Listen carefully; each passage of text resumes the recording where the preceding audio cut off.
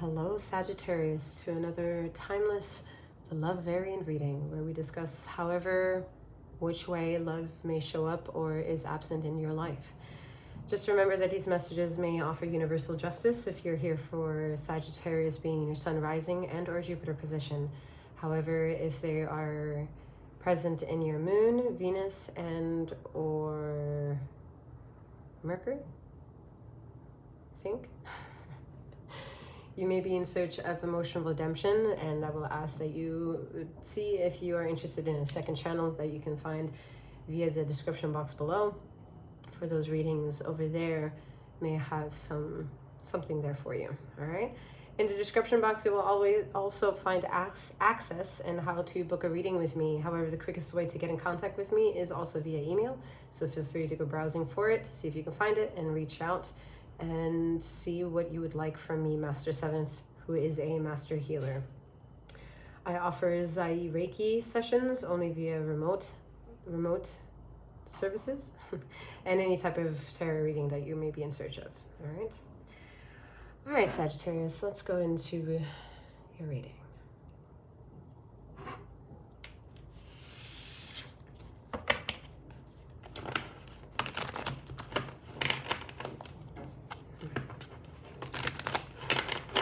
Feel like you want to stay off the radar a bit, like taking a back seat a bit on your spiritual journey. You're still very much in your own personal lane. However, kind of feel unmotivated. So you don't really want to be hands-on. Want someone to kind of like cater to you, understand you. Four of Swords, recuperation. Yeah, taking a back seat. Seeing what the next step could be. Some of y'all want to like cross paths with someone that you know was spiritually refined at one part of your journey, and wanting to manifest that this person kind of makes their way back into your life, because you realize that they are more spiritually refined than perhaps you, because you're peeking into someone's life that you very much admire or at least feel inspired by. Nine of Swords, trauma. Yet it's keeping you very, whatever position you're in your life right now, you're like salivating a bit, you're exhausted, you're hungry, you're desiring something to be satiated, something's not right. However, everything is also right because you're proud of all the achievements you have at this time, the people and the children that you have, the family that you're creating, everything in that aspect of law of attraction and law of manifestation in societal terms. You have woken up to enough to fulfill them in ways that do make you feel very rich and very royal and very adept at knowing what it is that you're doing with the whole universal politics of what it means to exist. I'm getting that all from that purple. Even if you're not really like in that power right now, it's because purple is extreme, all right? Purple is a very extreme, deep, enriching color. When healed, it can make you feel very euphoric and also hungry, okay? And this inspiration comes from wanting more of all the colors that make this color. And so the purple gets very greedy. It's very greedy, very needy, very talkative, yet also very like obscure and not really direct and straight to the point. That has a lot also to do with you being very much a fire element. So you want to spark up interest with many individuals perhaps, or have a lot of individuals that have just their interests in you, and it comes by easy, it comes by sort of like natural, yet there is no saying that this is very exhaustive as well. But some of you are also lying about that existence a little bit, like you can't really satisfy your ego because your ego wants to go out and play, but your other part of the ego also wants to be home and relax. So you're like, I'm exhausted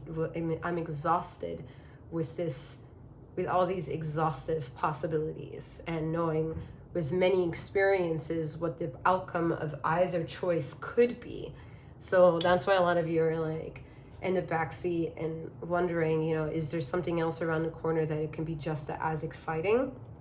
And maybe it could be if I just kind of like sit back and just watch things unfold.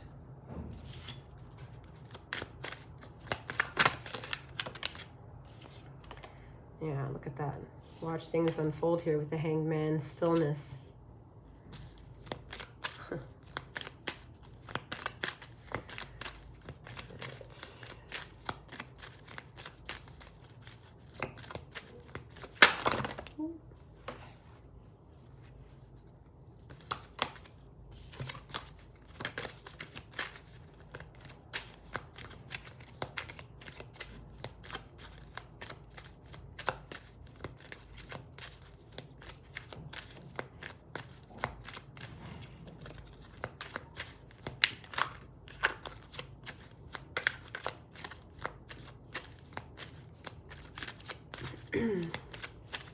There is a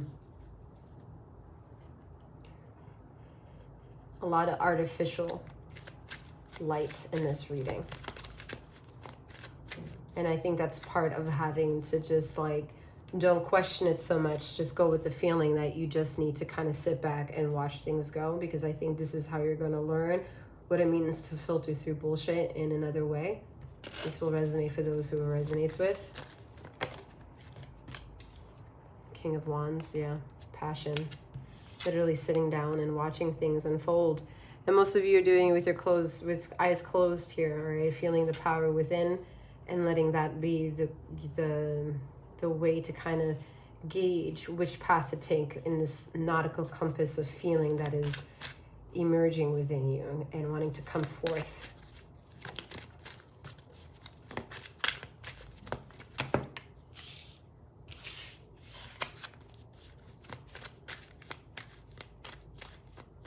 Some of you need to, actually all of you in this reading need to practice and listen out to your masculine energy, and it will trigger a lot of trauma here.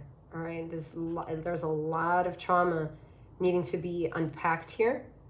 Most of you have done it already, but it's about intertwining it so that in the tomorrow days you won't regret your choices. So there's a lot of intertwining that, but part of getting there to tomorrow requires a lot of your masculine energy, and mixing that with the already healed feminine energy will be at your best interest at this time. And that can be found through the stillness here by the Hanged Man, asking you to explore the unknown and to accept the unknown for what it can actually cultivate, because everything that you understand to see, touch, feel, and emote is all part of this void, all part of this unknown. And to find a peace within that is asking you also to go back into understanding where you were created. You were created in the womb of the unknown, where you were built and scientifically made, you know, to be what you are today.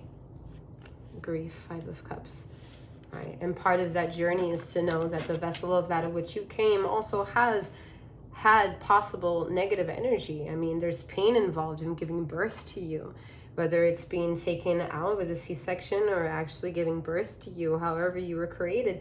There is trauma to that situation. Something very beautiful can be very traumatic. There could be grief that could be both of nostalgia of, wow, I never thought I could have something so beautiful. And then there could be post-trauma where it's, I'm exhausted with what it is that just came from me. And that could be through the evolution of time and space, of just being a human and having feelings within that gets catapulted with different experiences that we embark on. And some of them are by choices, some of them are by choices put onto us. And either way, it shapes an identity within us. And that is what's the most important at this time, to latch onto and hold with power, and not of sadness, and not of the buoy of damnation and sin, and thinking that it's such an anchoring that it will keep you deadlocked. No, you can take all that grief and compile it into the safest netting of a buoy towards existing that will also ultimately be so lightweight that it'll allow you to go with a natural flow of things. And that, again, will also resonate for those who will resonate with.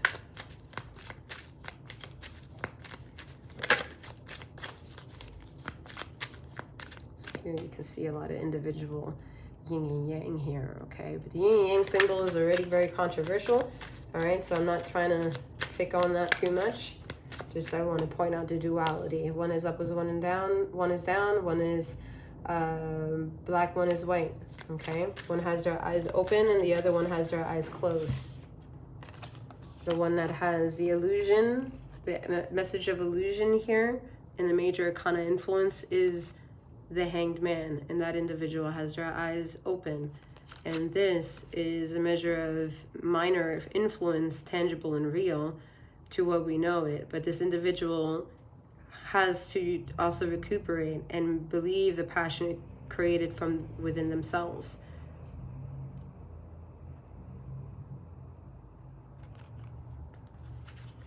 And they're doing that with their eyes closed. So there's a ultimate, pretty much a well-announced balance of alchemy here for you all. Look at that, Ace of Pentacles. Yeah, amazing. All right, there's a groundedness here that's just so beautiful, because this here is all of these marks.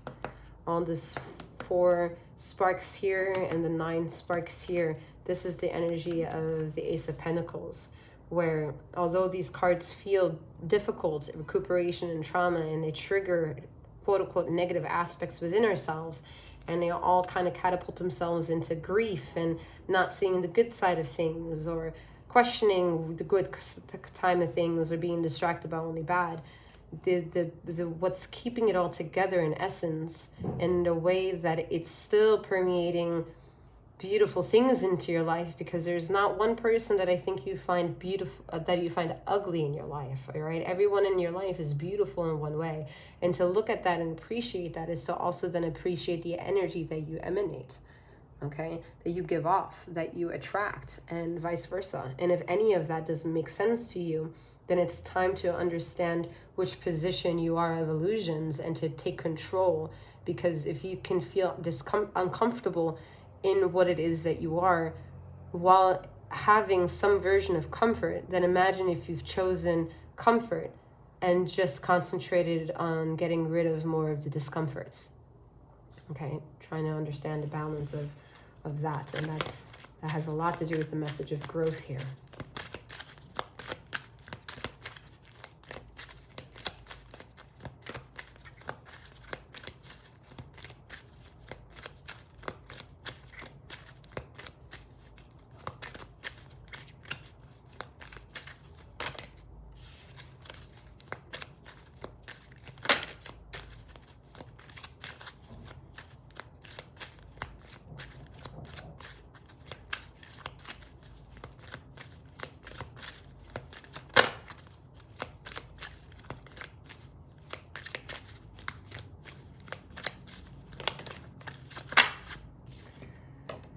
We have the Knight of Swords drama.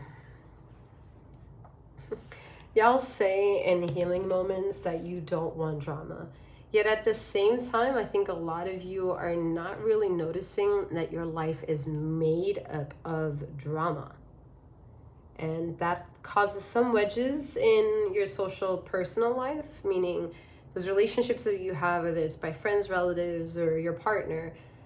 There are certain topics of conversations that end up being arguments or like discussions in battles of you coming off uncertain with what it is that you're not sure what it is that you want out of another person being in a relative relationship with you.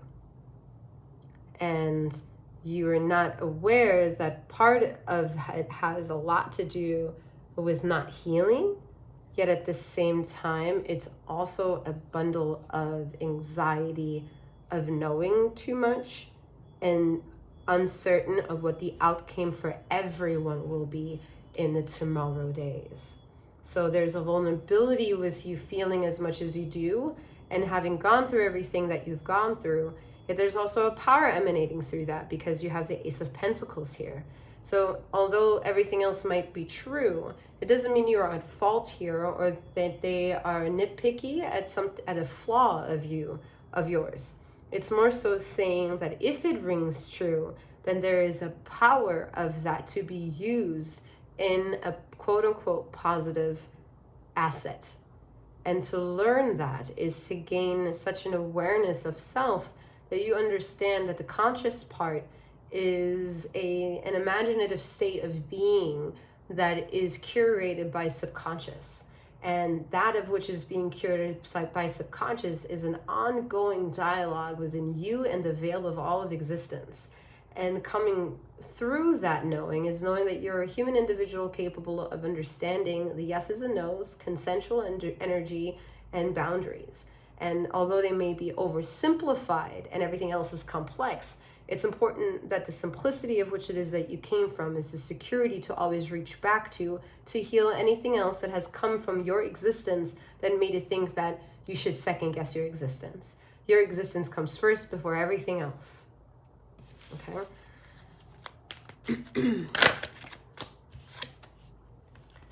The Lovers, decisions.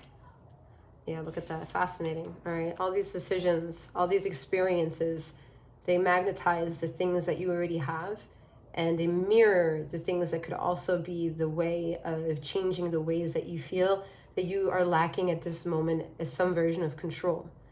And the only major arcana that we had before this Lovers card is the Hanged Man. So it had much more of an influence throughout the entire reading, although it did not get a lot of attention.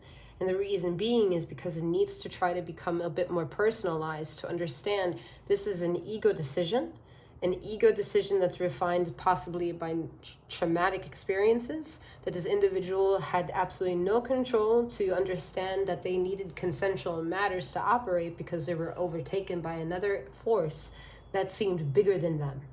And that is a flaw to overall universal justice. Yet over time and experiences, you've been maturing in ways to understand what healing ought to be and have reached a level of maturity that the ether is blessing you with this Lovers card, with the other major arcana in this reading at this time. That no matter what you think has landed into the pockets of you feeling like a miserable, influential person, or saddened, or burdened, or depressed, or hurt, or even have chronic ailments, there are so much beautiful energies coming off of you based on the decisions that you've made and the decisions yet to come, for all the feelings that you are just not being trained, quote unquote, trained yet to see that you have already healed. So this is where we kind of get a bit more oversimplified again and then say, check out your feminine and masculine energy within thyself, the yin and yang that I explained earlier that seems so controversial to existence. The energies that you have that is a collective wholeness of everything that cannot be questioned, and then the connection with everything that can be questioned, and knowing that those elements exist under the same existence. And in that existence, we build ourselves and we build relationships. And while we build them, we also have losses. All right, we have maintenance checks. We have tune-ups to have to do. We have to revisit, replenish, refresh. And that's what is at this overall lesson in this capsule of energy here in this reading.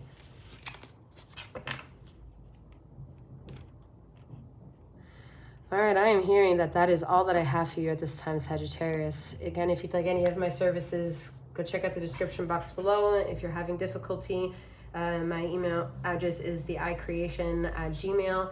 It is with an 8, so be mindful of the spelling, okay? It can be found somewhere, all right? And I look forward to making your acquaintance.